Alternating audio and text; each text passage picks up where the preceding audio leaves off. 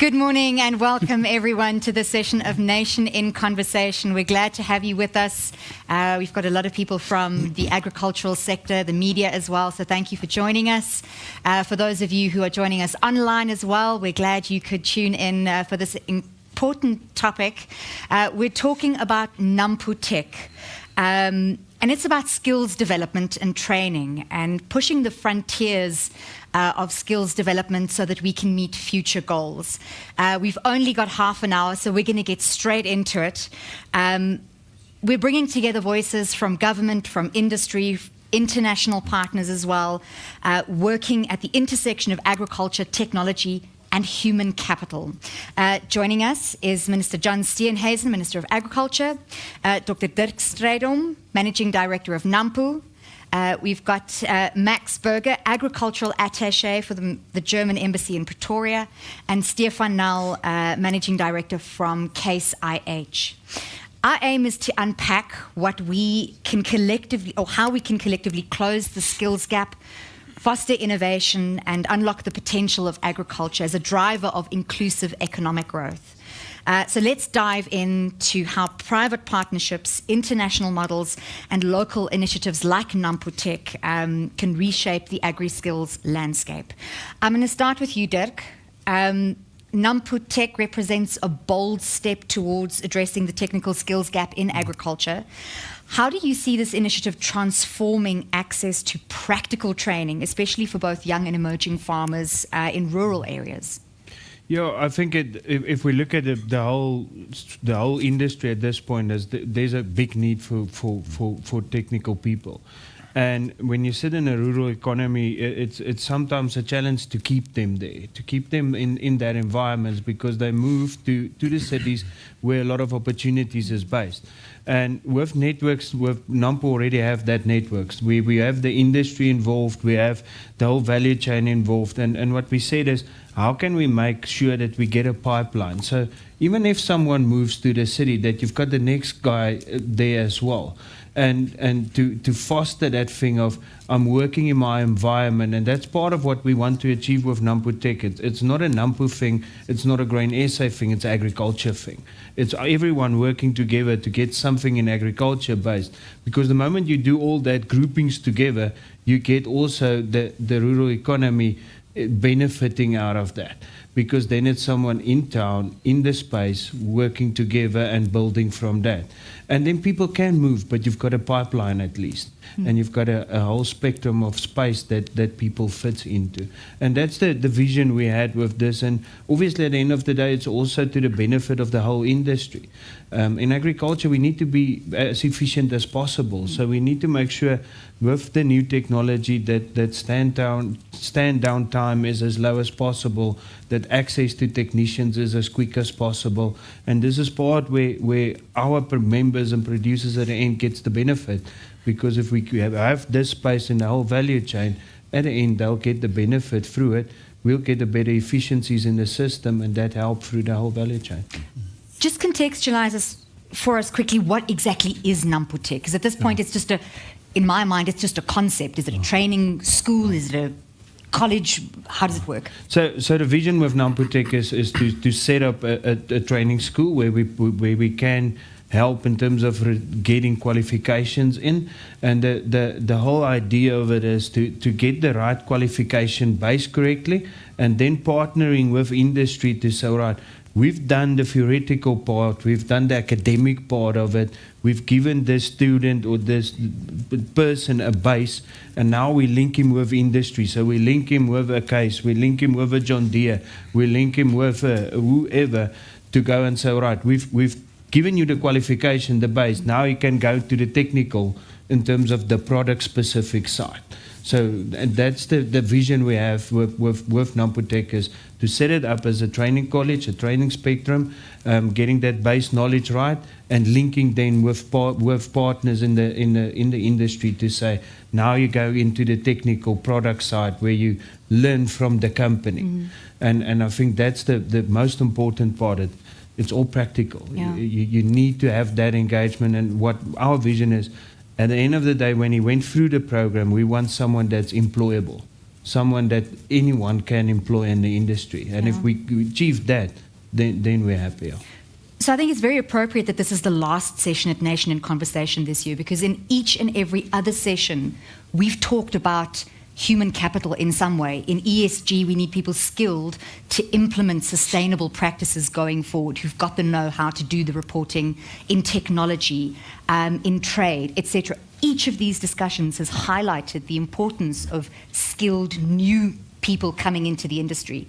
So, John, I want to find out from you what national policies and programs are already in place helping to expand access to agricultural training in rural areas, because we're not coming from a zero base. No, we're not coming from a zero base, but we are also not coming from a base that we can really put our hand up in the air and say we've done well. Okay. Agricultural colleges are now, for the first time, going to fall under the Department of Agriculture, and we're in the process of re-looking at how agricultural colleges work.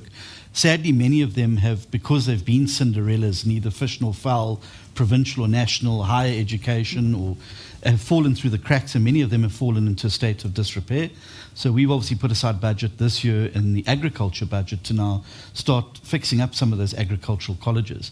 But I think what the beauty of this is that it marries public and private. And that is the way it's going to have to be. And when we've seen the success that, for instance, Operation Vulindlela has had in getting on top of the energy crisis. And I think the notion that government alone needs to be in control, directing and doing everything is old thinking. I think new thinking is synergy. How do we synergize what the private sector is able to bring to the table and then what government can bring to the table? And so this is a hugely important step forward. And I mean, I certainly really welcome it, because there's also new skills that have to be taught. We're moving towards precision agriculture, conservation agriculture, regenerative agriculture. All of this is going to require a high degree of skills to be able to ensure that it is successful. We also have a major skills deficit in the sector and across South Africa. The closure of many technical colleges and training colleges has really robbed South Africa of a solid skills base. But we also then need to change our thinking. And I'm sure Max will be able to talk about the German experience, where your blue-collar technical workers are regarded just the same as your accountants and lawyers working in a firm like BMW, for instance, that there's a recognition that your skilled technicians are as valuable to your organization, if not more, than your people sitting in the C-suite making strategic decisions. And I think we've got to change that mindset in South Africa and start making skills-based opportunities a lot more attractive for younger people.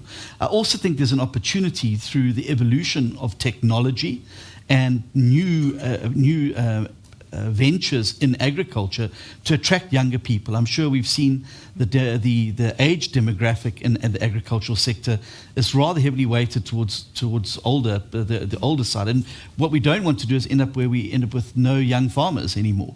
And I think there's an opportunity using tech, using this type of skills development to attract young people into the agricultural space. It's not just about getting your hands dirty and your shoes dirty. There's economics, there's weather, there's AI, there's drones, there's all of these new skills that are going to be required to unlock those potentials to massively improve yield over the coming time. And we were talking about push and pull systems in some of the earlier discussions, and that we can't just push this. We need to create a pull by putting skilled people in those positions, demonstrating that those positions are economically rewarding, that there is space for people to grow, and that will create a pull of people into the pipeline following them. Correct. And on that note, I want to come to you, Stefan, because from a Case IH perspective in the mechanization space, you're a tech company, not just a mechanization company. You're perfectly placed to talk to us about the kind of skills shortages. Who do we need? Only, I think I'll start with something that's contradicting to what I said when I was still in school, and that is stay in school. So we need this, and the artisan is the English word that you taught me outside, so it's vakleerlinge. But we need to feed the channel with basic people that can do artisan skills, diesel mechanics, tractor mechanics, millwright is important. And why millwright becomes important is because we work in a lot of electronics and hydraulics at a higher scale than what we did in the past. So, and the issue obviously is there's educational issues because the system takes you 5 to 7 years to update your curriculum. Technology doesn't take every 5 to 7 years to update. So there's a big onus on the private sector to bring these let's say artisans in, or these apprentices into our business, have mentors, teach them, show them the practicality, the site, and then you push them back into the system, they qualify, and then they redistribute. But the gap goes further down. The gap is down. We can't get people to feed into that system even. That is the problem. So yes, Soltech we know it's got 1,600 plus students, 250, 350 about, is what goes into the system from them. And then they redistribute, and then next moment they are out of the country. So because that's a world shortage in skills. We talk about transformation in agriculture, labor forces. So there's opportunities. We just need to make sure we feed them with, so I would say the biggest shortage is getting people to stay in school, at least until, I talk still standard 9, I'm a bit older than this guy next to me, but... It's grade 11. That's it, grade 11. So at least go there and have basic math and science, and then if you don't want to go into a degree in the university, there's enough opportunity to go blue collar and make, if not more, money than those people earlier on in their career. So that's where we need to start, and then yes, feeding the channel from there, Soltech is not enough. We need to move rural areas. Towns are dying off, we know that. So it's important to make sure that we create livelihoods in the rural areas and the towns again, and have people opportunities to go into and grow. And of course, the distinguishing factor is that, you know, it's different from other models where you see people pursuing tertiary qualifications or training and then sitting with a qualification but no job. So this pulls them directly into apprenticeships in companies where they gain the experience, they network, they meet people, and they have a leverage to gain further employment. So we don't train people to be unemployed, struggling to pay off their student loans. Max, Germany is famous for your vocational training model. Tell us how it works, why it's so efficient, and most importantly, can we duplicate it here? Yeah, thank you. I think the German vocational training model is so famous because John mentioned this earlier. It equips young people with the pride to take on a blue-collar job. So it's not going to university, doing your 6-year degree, and then reaching out for some high-paying degree, but you can comfortably support a family in Germany by having done your 3-year vocational dualistic training. And I think it's unique in a way in Germany because it grew out of a post-war depression and in the economic uprising that happened in the 60s and 70s. The German government then thought we need a system that can supply enough skilled labor force to the growing German economy, and they thought we need, and this is what I want to emphasize, a strong collaboration between private sector and official institutions. And this is something that takes a lot of effort and cannot be built in a day, but I think it has shown over the decades how successful it can be if you have colleges of a certain quality that can provide the theoretical knowledge, but you have to have committed companies training the young people in practical skills, and they have to work very closely hand in hand. In Germany, it goes as far as that companies pay their young apprentices a basic salary from day one, instead of young learners having to pay for their own education. And I think that makes it attractive for young people, but it makes it at the same time attractive for industry to take on young people, because they say normally after about 6 months of those 3 years, if trained well, a young learner becomes an asset to the industry already. And they're actually a scarce good in Germany. It's not that people look for positions to be trained, but the companies are looking for young people that they can train. John, what do you think of Nampo-Tech?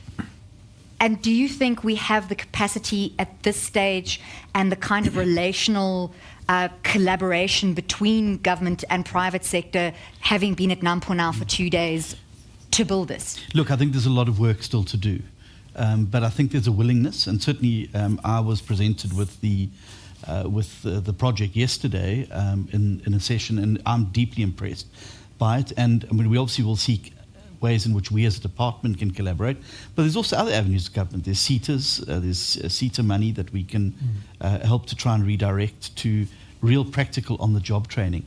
I mean, operating a tractor is not something you can learn from a textbook.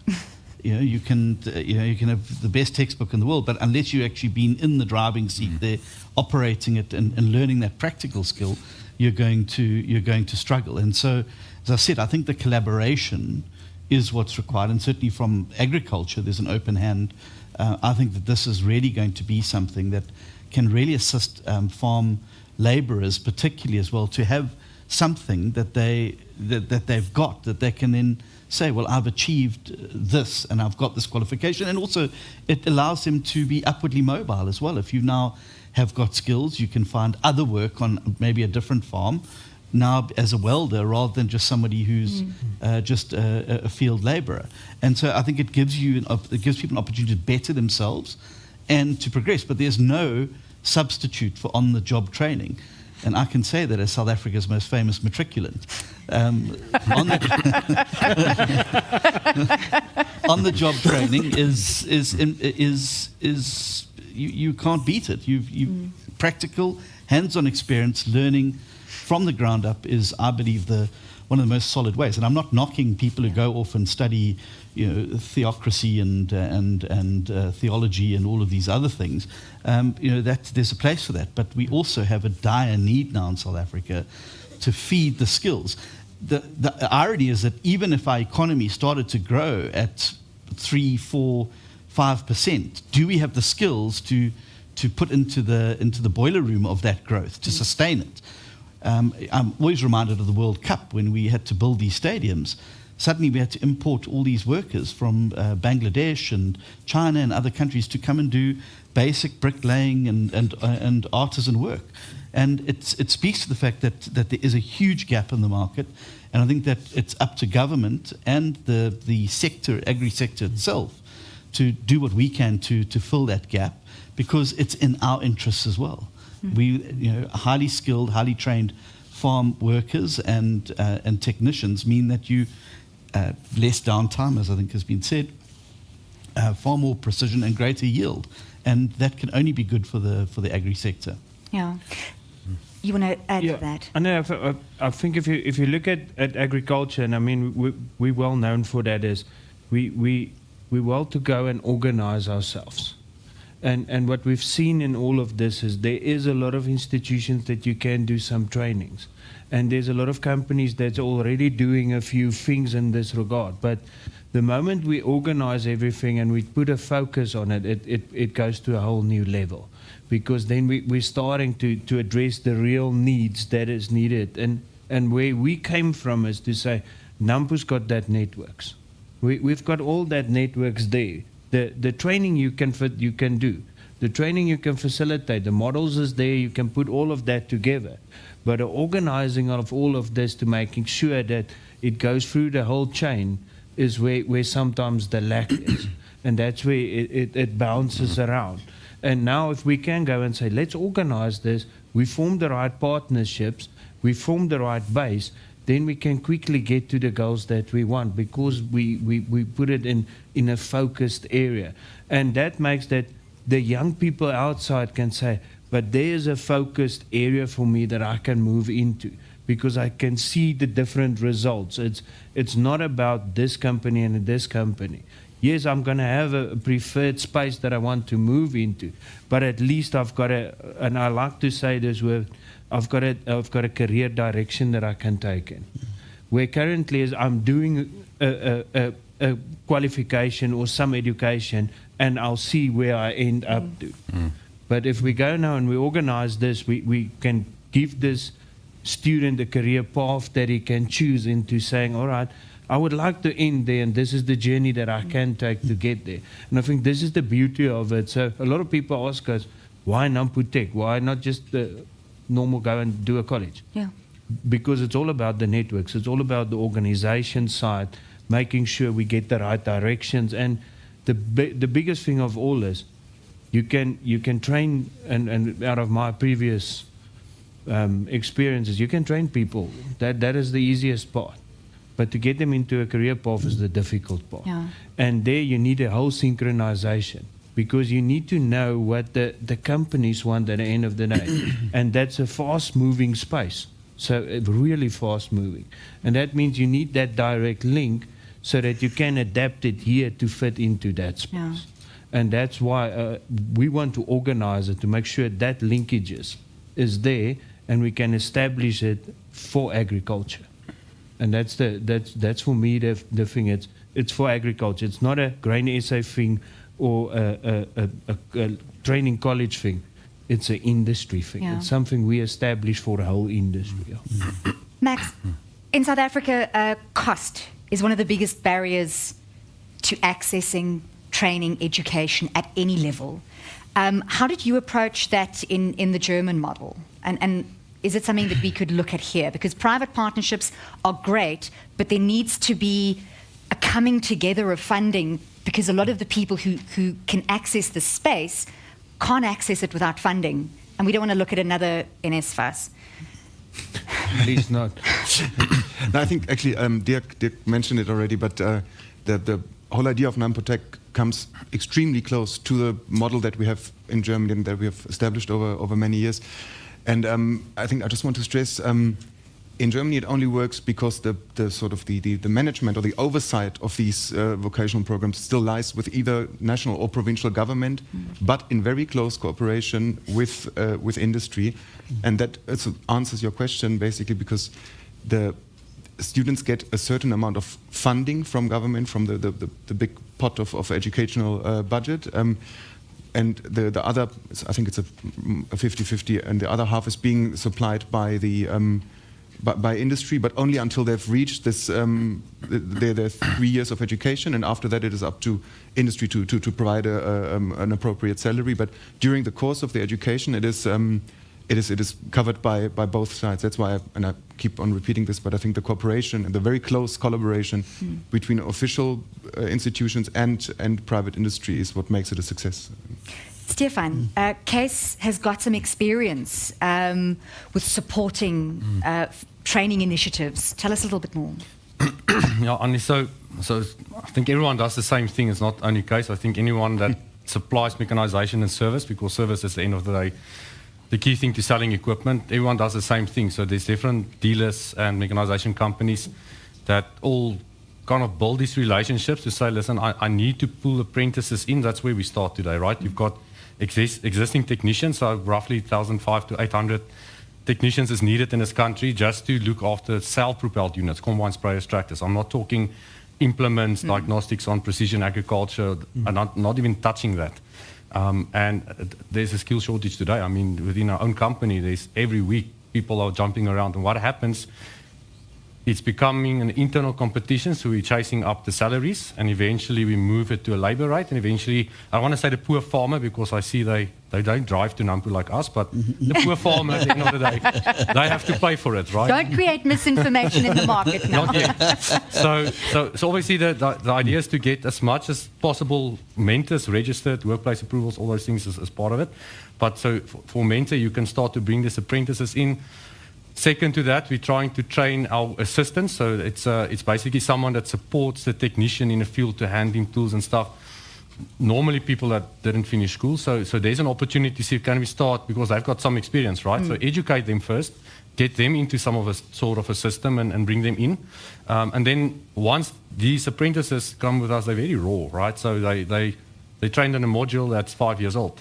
So now we need to put them on equipment and technology and learn how to do diagnostics and learn how to type English, because our international systems, all companies goes into a global system for support, and if your English isn't proper, you won't find people to support you. So all those things we train while I'm they're very with glad us. I don't go into that industry. We have to send you to that, but then anyway. So we kind of get them all those experiences, teach them what they need. We send them back, they get their qualification, and then the bid starts. Who's got the most money to pay this guy? And the good ones quickly escalate. Just give us some numbers, because I think that this is good. This might Are you create really some hype interested? out Because a lot of people resign from their current jobs and go back. That's a good thing. No, shockingly, and you have to adapt your salaries every year. If you skip a year to adapt to the market, you're out. And I can tell you now, rough numbers, so don't say every diesel technician or tractor technician earns this, but if you do a good job and change your labor hours and you start to get into systems where you get commission or you get bonuses based on that, we see salaries exceeding 70,000 rand a month, up to 170,000 a month. So it's no longer going to be boer soek 'n vrou, it's going to be vrou soek 'n diesel mechanic. Yeah. Not a mechanic, a technician. Technician, sorry. Yes. Apologies. I'm going to change job. John, if you can sort of head us towards a wrap of what do you think the sector can do, either collectively or individually, one action we can take, each company or organizations together in the next 12 months to get us a step closer to goals in terms of skills development and training? Well, certainly, I mean, supporting initiatives like Nampo-Tech and getting as many people on board as possible with funding, with equipment provision and the like, so we can get it up and running. But the second thing as well, and I think it's an important point that was raised, is that how does the sector develop the curriculum? I think that having academics sitting and developing a curriculum for something that requires a skills-based is folly, particularly given the quick-moving nature of it. So even with agricultural colleges, it should be the sector that's telling us these are the skills that we need. Can you tailor curriculum that would meet that? And I think that's where the gap is being filled by something like Nampo-Tech. There's a cry out from the sector saying, hey, we don't have the skills. What are we going to do to fix it? But I think there's also an onus on government to be able to, if we're not able to do it, to then make sure that the budget follows the function and assist in funding initiatives like this. Much like we do with the blended finance model with the land bank, that we put in a bit per student, and the sector can then come to the party, and we try and cover the costs in that way. But I definitely think that teaching somebody how to change a wagon wheel, because that was the way in which agriculture was taught, might be a nice skill to have. Are you going to use it practically on a daily basis? And that's why it's very important that whatever skills pipeline we develop, that the vacuum at the end of the pipeline must be determined by the sector itself. Tell us what skills you need, and then allow us to help tailor a curriculum with you to make sure that we are producing agricultural college leavers, Nampo-Tech leavers, with the skill set that's going to A, get them employed, but B, fill that gap. Dirk, this is your time for the call to action. Tell your partners in the room, watching online, who will watch this later, what you need from them. Stay in school. Yeah.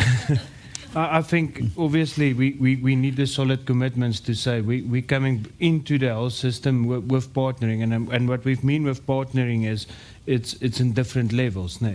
It's you can bring us the machinery and equipment to assist us to set up something like this, or you can bring the capital skills, or you can bring the training skills that you already have in your system to form part of it. So it's really a lot of different means, but it is sitting together as an industry to say, I'm willing to help with this. I'm willing to help with this, so that we set it up as a proper structure. And at the end of the day, making sure that the business model works. Because one thing we don't want something that we establish now and over a year say, sorry, it didn't work.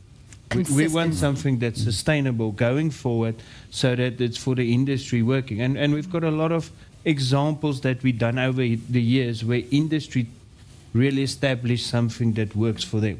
And that's what our call is.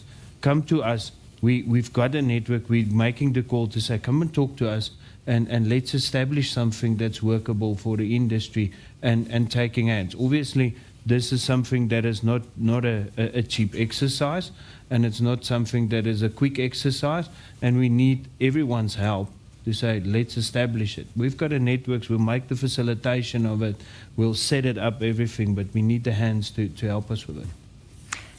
So there you have it, the call to action. Forge new partnerships, strengthen existing ones. You cannot complain as someone in the agri-value chain about a skills shortage if you are not at the coalface contributing either your expertise, your hard money, or the technology that you have at your disposal to fixing the problem. On the back of the screen here and on your TV screens in just a moment, you will see a QR code. That is where you can get more information about this initiative, Nampo-Tech.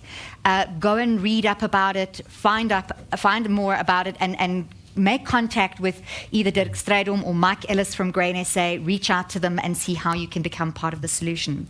Thank you so much to our panelists. Thank you, Minister. Thank you, Dirk. Thank you, Max. Thank you, Stefan. Thank you. 70,000 a month. Huh? I studied the wrong thing. Thank you to our audience. You were wonderful. Thank you for joining us.